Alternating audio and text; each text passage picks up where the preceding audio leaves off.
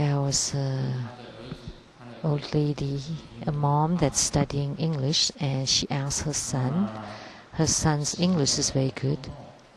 So what is I don't know? So the mom asked his son, what is I don't know? And the son said, in Chinese, 我不知道, I don't know. And the mom got angry. Why? I spent lots of money for you to study English and you say you don't know? Well, I don't know is I don't know. And the mom slapped him. You've studied it this long and you still don't know? Well, of course I don't know is I don't know.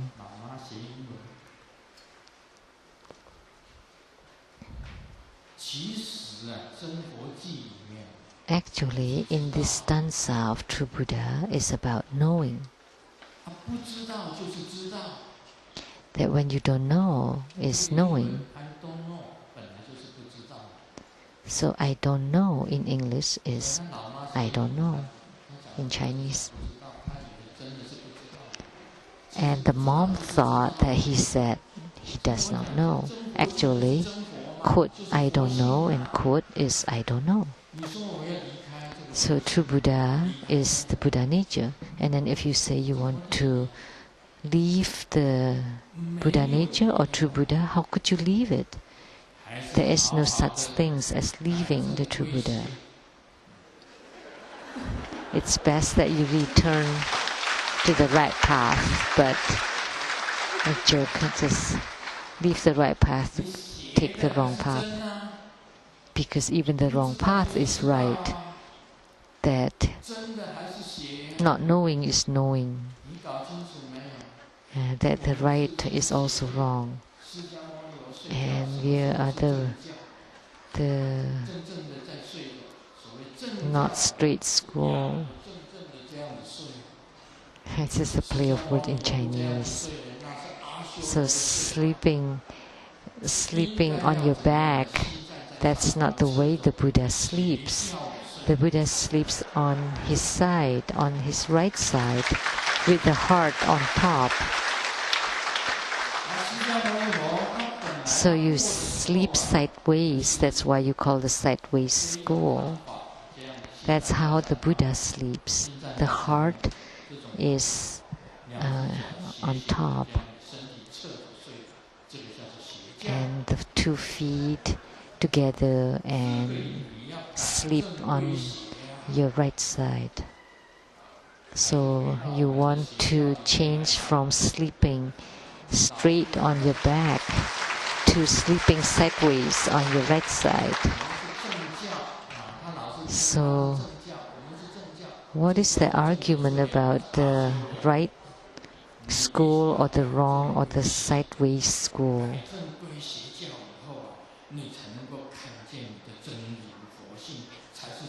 So only if you change your position from being straight to the sideways of sleeping position, then you would be able to see the true suchness. So the mom is studying English and asked his son, so what is quote and quote I know? And the son replied, I know. 我知道 in Chinese, I know. And the mom asked, so if you know, tell me. So I know is I know. So why don't you tell me if you know? But then she slapped him again. So that's how the mom studying English. That's also how my mom studied English.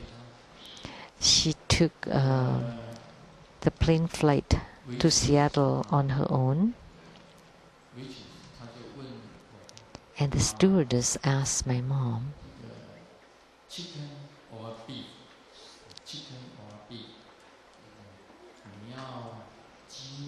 do you want chicken or beef.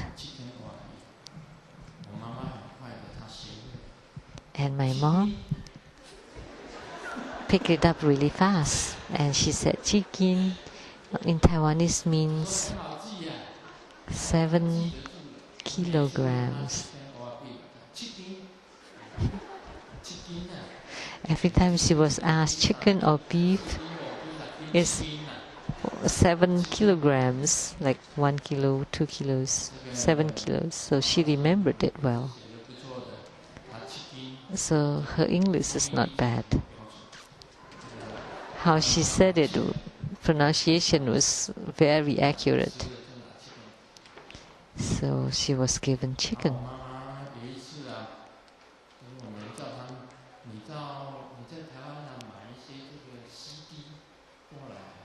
And then we asked her to buy some CDs. What is CD? She said she did not understand.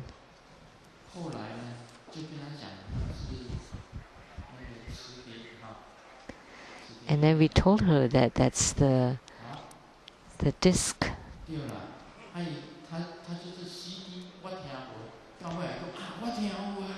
And then she said, "Oh, now I understand." In Taiwanese, it means dead pig. CD is dead pig. Then she memorized it. She remembered it. CD means dead pig. She understood. So it's very interesting when my mom studied English. So what I meant that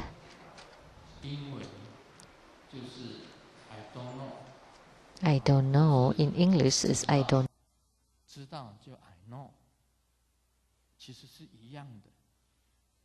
And I know is I know. That's the same. I know is 知道. And true suchness and true Buddha is the self-nature. See, the true Buddha school is great. That the true Buddha is your own self-nature, your own Buddha nature. They are inseparable. How could you separate yourself from your own self-nature? How could you leave the true Buddha? True Buddha is true Buddha. That the sideways school, that's the real one, the authentic one.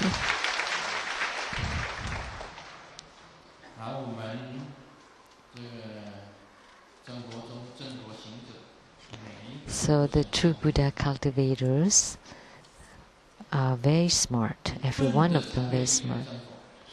Only the fools would leave true Buddha. And the wise and the smart ones, they all want the true Buddha.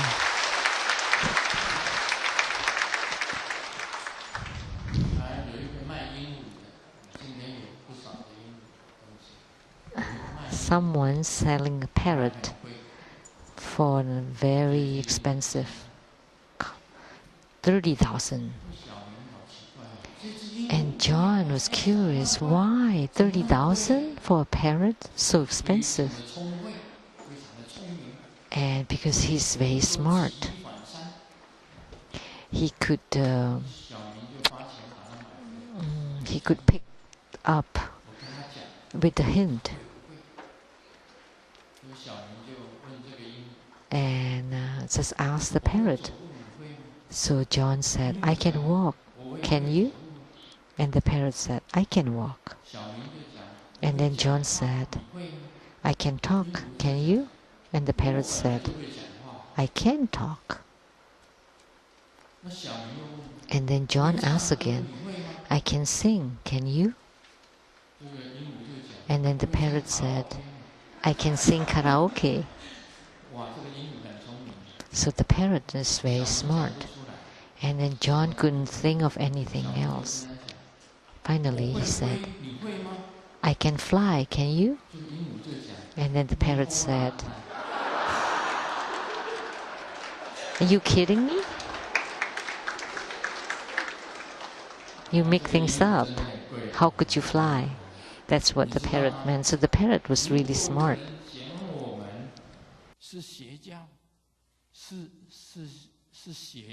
If someone said that we are the school of the sideways, then you tell them that, are you kidding?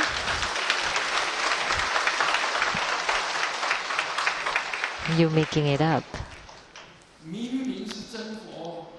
Because we are real, the true Buddha. And that's the Buddha nature of true substance. What else can you say? So the three poisons are the greed, anger, and delusion. So as spiritual cultivators, don't be poisoned by these three poisons. If you eliminate them, then you would see the Buddha nature naturally. Otherwise, the three poisons, that means the demon is within you. So if you are poisoned by the three poisons, then the Buddha is a demon. But if the three poisons are gone, then the demon is a Buddha. So the greed, anger, and delusion are also arise within your own mind. That's all because of your own mental activity.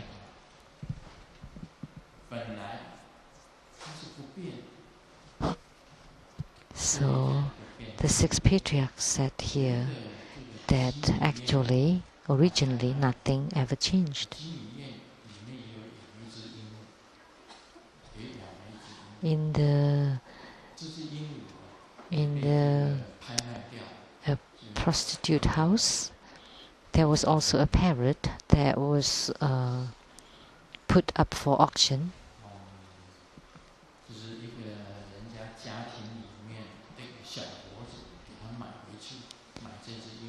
And there was a young man that bought the parrot. And when the parrot got to his house, he said, "Oh, the environment has changed," and continued to say that repeatedly, because he was in the prostitute's house. Now the parrot is in a house. And then the mom of the young man came up.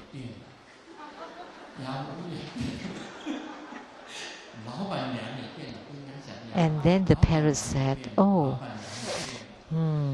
the madam also changed." And then the sister of the young man walked out, and the parrot said, "Oh no, the lady also changed." And finally the father walked out, and then the parrot said, "Oh, and the proprietor, the guest, has not changed."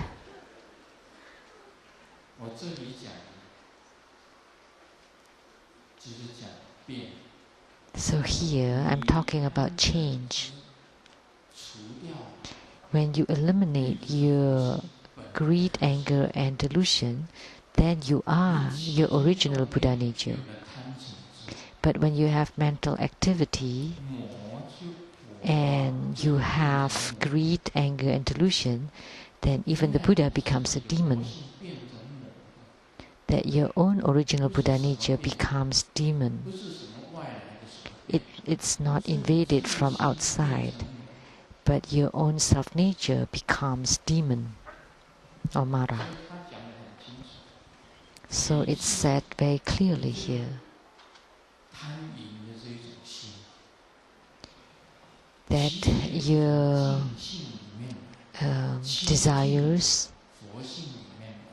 even these desires, came from your own pure Buddha nature. So when you eliminate this sensual desire, then what's left is the pure nature. So when you eliminate the demon, then what you have left is the Buddha. When you eliminate the Buddha, what you have left is the demon. That's all the changes or transformation within your own mind.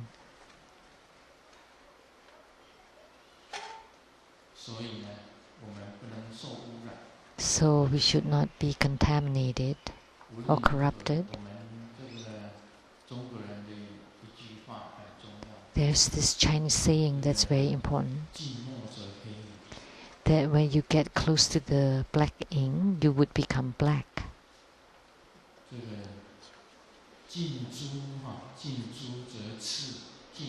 And when you get close to the red ink, you become red. So if you are close to the black, then you become black. If you are close to the reds, you become red.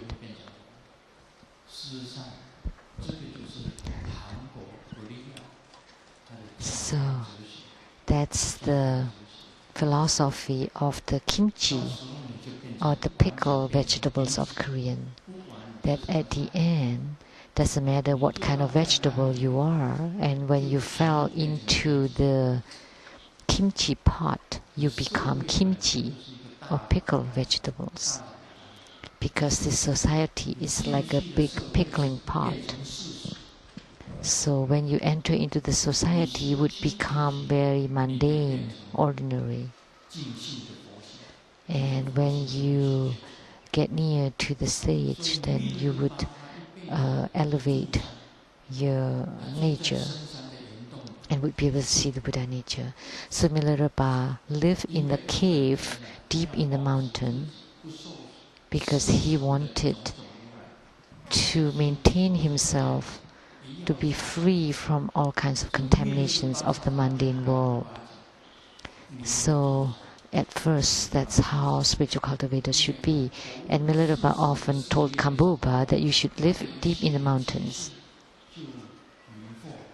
Because when you are deep in the mundane world, then your awakenings or your good realizations would be contaminated or corrupted. But if you are separate from the mundane world, then you can maintain your purity. So Milarepa kept telling Kamboba, live deep in the mountain. Don't enter into the works of the mundane. Don't be contaminated. There was a sick person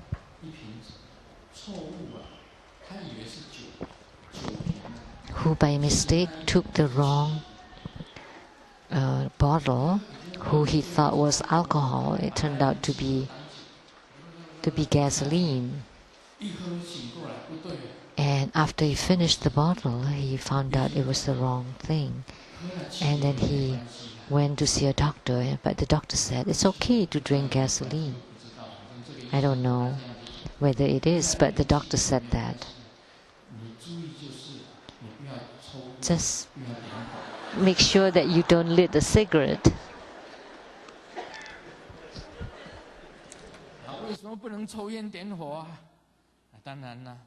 Why can't you put on a light? Because then you would lit a fire.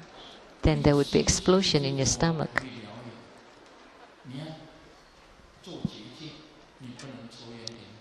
So you need to protect yourself, to set the spiritual boundary. And you need to let out the gasoline. Then it will be gone.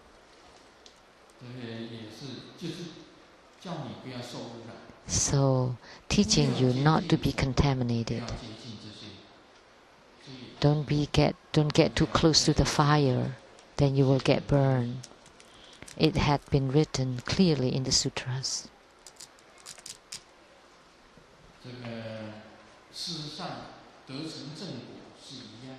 In reality, attaining the fruition is the same. That Grandmaster now has the perfect and supreme enlightenment or realization. And in the future, you also would have that fruition. So the fruition would be the same. because in the Dharma doors of the Southern School, it points directly to the supreme and perfect realization that after enlightenment or the realization, then you need to practice to eliminate all your habitual tendencies. Then you would realize the supreme and perfect enlightenment. Then the Buddha and all beings are equal. And what is equal? A father got infected and went to a Western doctor, and the doctor said has to be cut off. This Western doctor, that Western doctor, and the next Western doctor all said has to be cut off. Many doctors said so, and finally he found a Chinese doctor. And then the Chinese doctor said, Chinese medical doctor said, of course that's Western medicine. But for me, no need. So that person was very happy. Then how would you do it? I would take medicine for you as an ointment. And for 3 months, and then naturally it would fall off.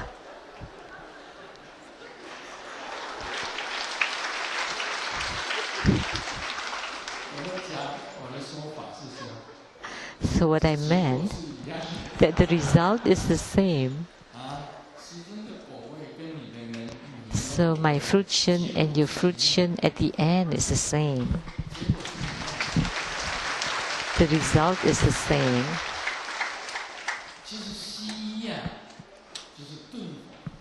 Actually, Western medicine is the Southern school. Cut off. Then you would be healthy. But Chinese medical doctor is gradually rub the ointment, and at the end it also fall off naturally. Then you attain fruition. So Chinese medical doctor is like the gradual school. You go step by step gradually. And the Western medicine is like Southern school. With the cutting off, that means direct pointing to the Buddha nature. And cultivate best you can. Direct pointing to the mind, and you see the Buddha nature and attain Buddhahood. So every day we should cultivate, we should do the practice. And every day you need to be introspective.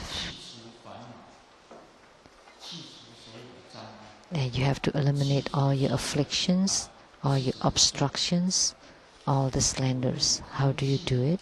How does Grandmaster do it? I use the empty nature to mark all the afflictions. Once I put the mark of empty nature on the afflictions are gone. And I am asking you to shoot the arrows of enlightenment. What is this empty nature? You need to answer it. What is empty nature?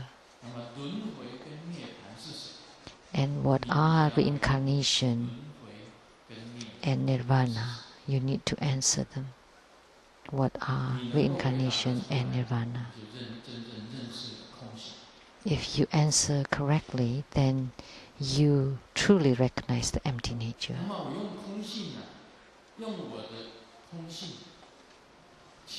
So I use my empty nature to mark all my afflictions, and the afflictions, I would be liberated from the afflictions. And I use my empty nature to mark all the slanders, and the slanders will be gone.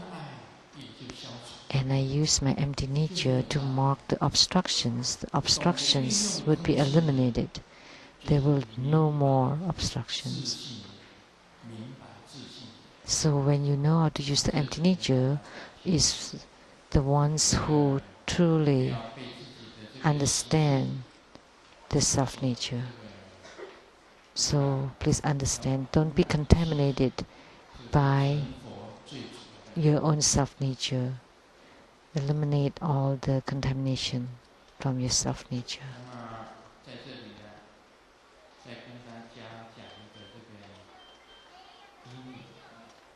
I like to share another joke about parrot.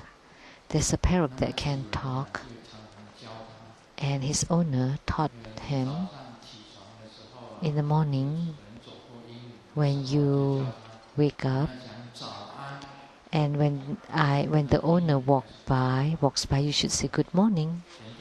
And the parrot nodded his head. And the second morning, the owner told him good morning, and he said, nodded his head. He didn't say anything. Didn't say good morning. So after half a month, the parrot just nodded his head. And then one morning, the owner was in a bad mood upon getting up and walked past by the parrot and didn't say good morning to him. And then the parrot started to talk. Hey, why didn't you say good morning to me this morning?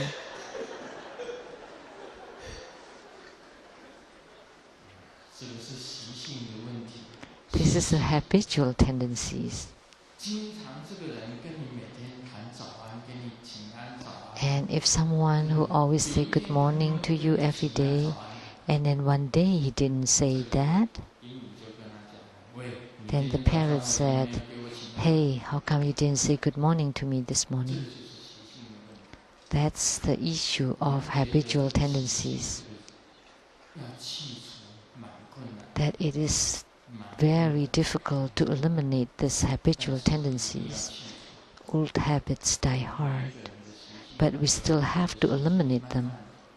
Gradually, every one of us have to eliminate our own habitual tendencies. Retain the good ones and eliminate the bad habits. That's spiritual cultivation. Not just habits, but the habitual tendencies of our character.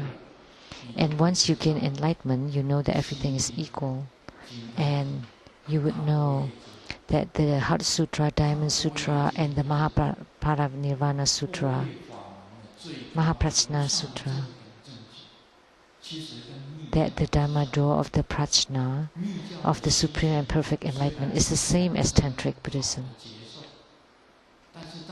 Although in Tantric Buddhism, we also practice and we would have responses, but at the top level, everything returned to the emptiness. Whether it's a great bliss, or light, radiance, or empty nature, emptiness, at the end, they all return to the empty nature. They all return to the empty nature.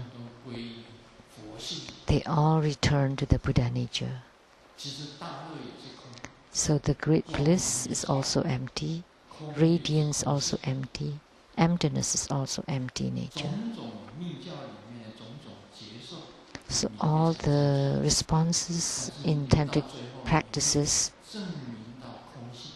arise, or they all generated, but at the end you would prove or confirm the emptiness or empty nature. So today we had the Homa of the Tara, of the source of jewels. Of course we wish that she would bestow lots of fortunes and Dharma jewels and the true jewels. But we should know that that bestowal is for the purpose of spiritual cultivation and to help for the sake of helping others. Because at the end they all return to empty nature. So this point is very important. That's all for today. Om Mani Padme Hum.